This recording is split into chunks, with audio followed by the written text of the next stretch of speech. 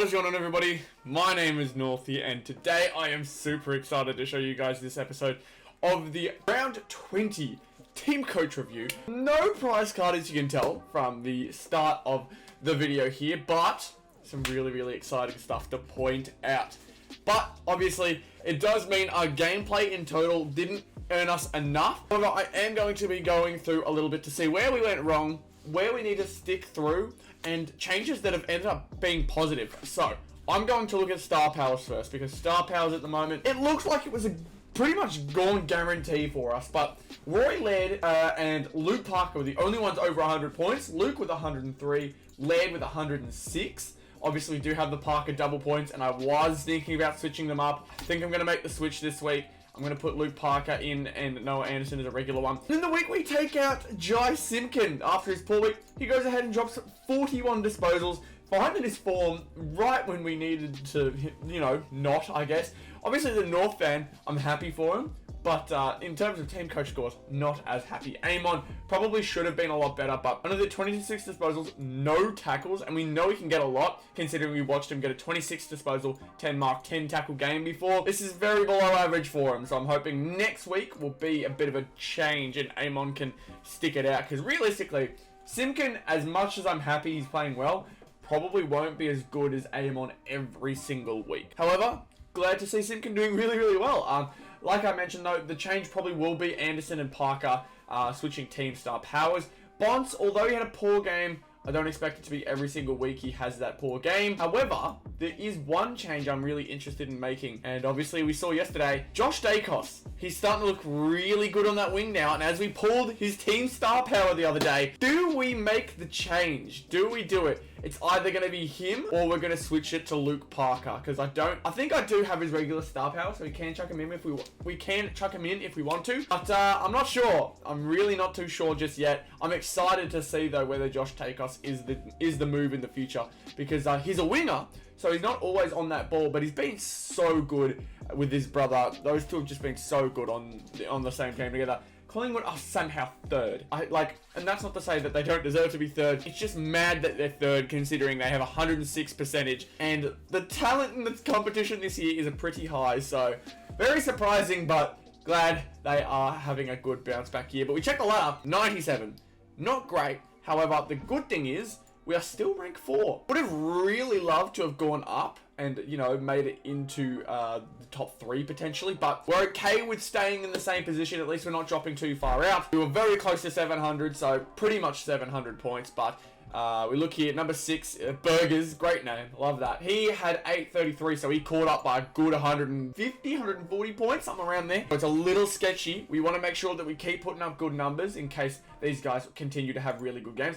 I don't know what Look Who's Talking would have had to have. He's ranked 30 now, but nearly 900 points in a round is ridiculous. That is such a good round. So we're going to have to hope and pray that maybe we can find an 800 point game sometime soon, because there's a lot of players who could be really good. Looking through here, Minty Hawk, I know he's been through the channel every now and then, so it's good to see him again smashing it at the moment.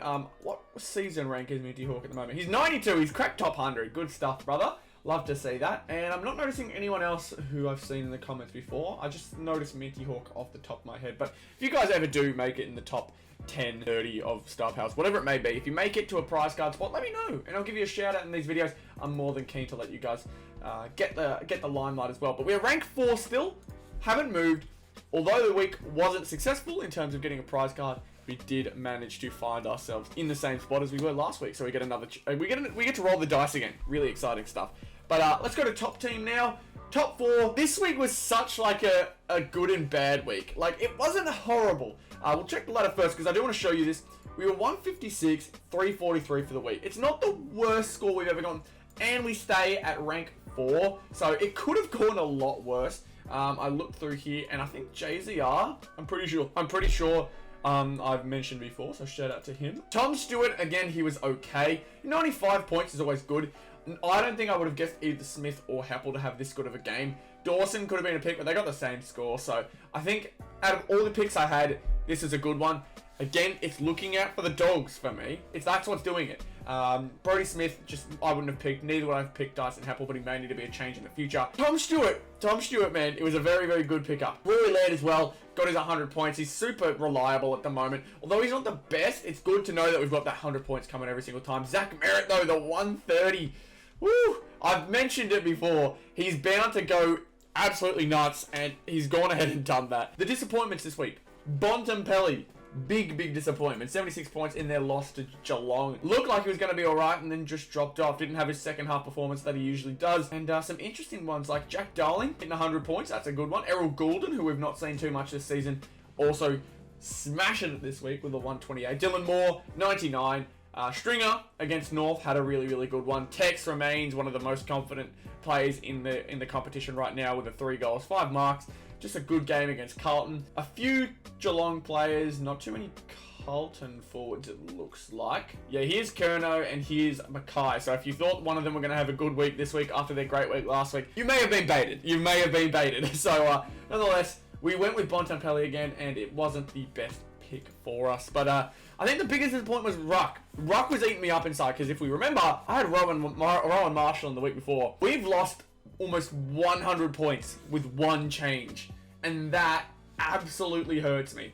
I had completely forgotten that Jared Witts was up against West Coast, and usually Bailey J. Williams was a matchup. I'm like, okay, that's a decent matchup. Jared Witts should be able to do alright with it. I forgot that Nick Nat came back in that week, so he all of a sudden had a really tough opponent who scored more than him here at 83. But our previous player that we had in the previous week was Rowan Marshall, 150. Like that, if we had kept him, bang, could have been a prize card week. We gained what? It looks like 84 points if we had him kept in. And if we add 84 to here, yeah, well and truly in the top 10. So if we had just kept Rowan, it would have been a prize card week. And it's really frustrating because I had pointed him out, I'd done everything right, and then I tried playing mismatches and it just bit me on the backside. Not really helpful for myself. For 9 marks, 30 disposals, 35 hitouts. That is a ridiculous game from a ruckman. Just top notch from him. If you had Rowan Marshall, you probably won. Or at least, I think only people with Rowan Marshall would have won this week. It feels like the only, decision. Unless you had Zach Meriden. Again, Andrew Brayshaw is one to point out here. We've got 3 Carlton midfielders, all 110 or higher. Just a really strange week. Unfortunate in ways, but, we live, we learn, we stick with rank 4. Now, top 18.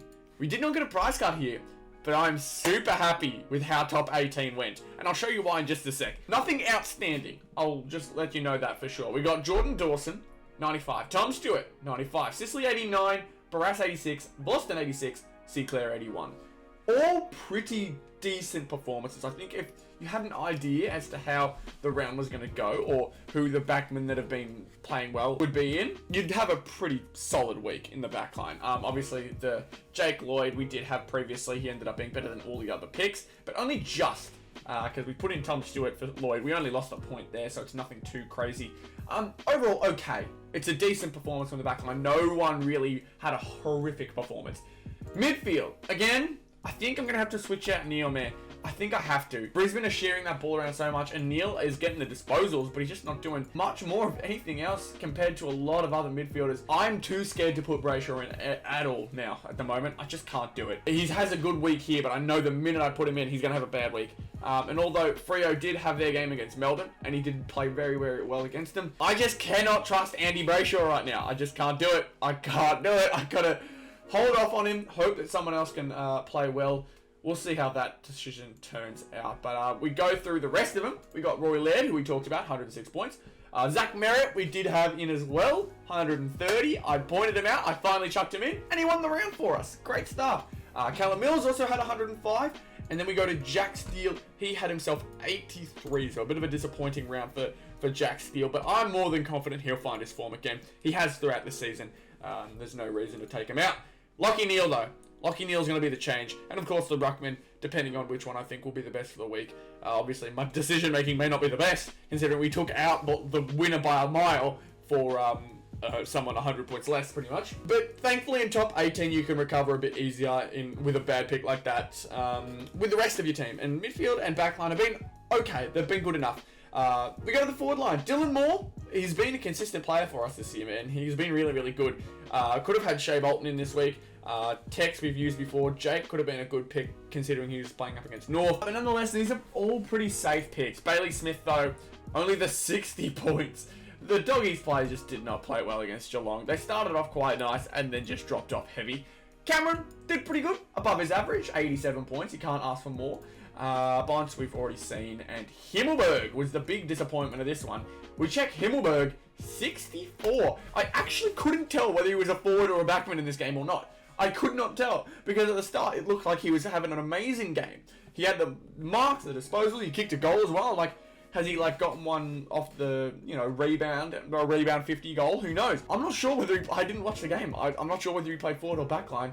You'd think maybe forward considering he didn't do as much. But again, if he just had a poor defensive game like GWS did, these stats would also make sense. It's just a very confusing game for Harry Himmelberg. So hopefully he'll pick up his form again. We'll keep him in there and make some changes accordingly. But we'll see. We'll see what happens. Overall, we managed to break the top 10 for the season. We are now 8th in top 18, and I'm so happy to be saying that because I've been working so hard to get us back into the top 10. So hard.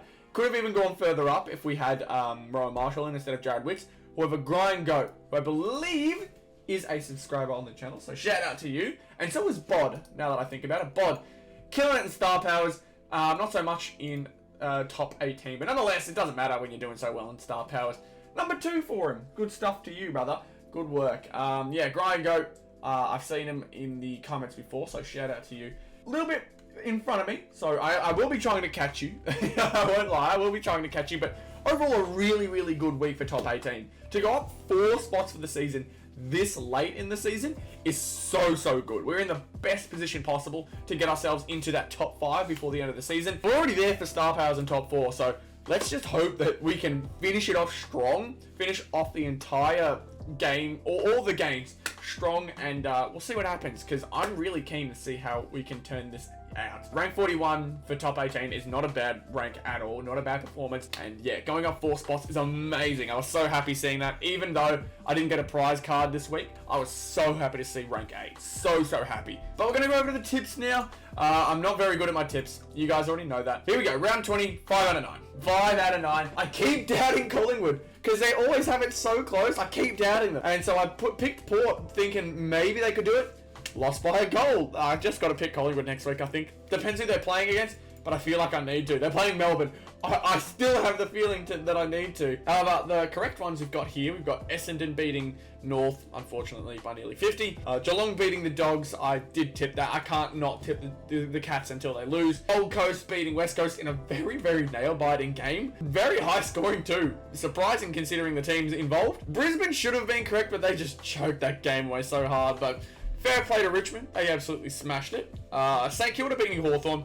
Nearly choking it. Very close. An absolute rout of GWS from Sydney. I've picked Carlton, who surprisingly got just outplayed. Wasn't a lucky game or anything, just outplayed by Adelaide in general. And I thought maybe Freo in Fremantle, Freo up in WA. I thought they'd get it against Melbourne. Melbourne have been a bit shaky, but maybe we're kind of overestimating how shaky Melbourne are, as they managed to take care of them quite easily. So unfortunate again. The tips have been so bad this year, but we got our round 21 tips here. We'll be able to look, check who will be better in which spots. A lot of interesting ones. Brisbane versus Carlton. Interesting to see who stops their slide. I'm keen on seeing that one. Dogs versus Dockers. That'll be a really good one too. Melbourne versus Collingwood, I think, is the matchup of the round. I think a lot of people are going to be really keen on this one. I want to pick it as a draw because that'll be really funny. I don't know. Maybe not. We'll see what happens. But overall, a lot of exciting stuff to see here. Nonetheless, that is it for round 20 review. Just a really exciting time now. We're getting very close to the end of the season. I think there's 3 more rounds. So best of luck to everybody for the final 3 rounds. I'm hoping that everyone who plays this year will be able to find themselves a prize card. I know everyone's been working hard who has been watching these videos to get their prize cards, so I can only hope for the best for all of you. So thank you all so much for watching this video. If you enjoyed, be sure to leave a like, subscribe to the channel if you are new, become a member if you really enjoy what you're seeing, and I will see you all hopefully for a very successful round 21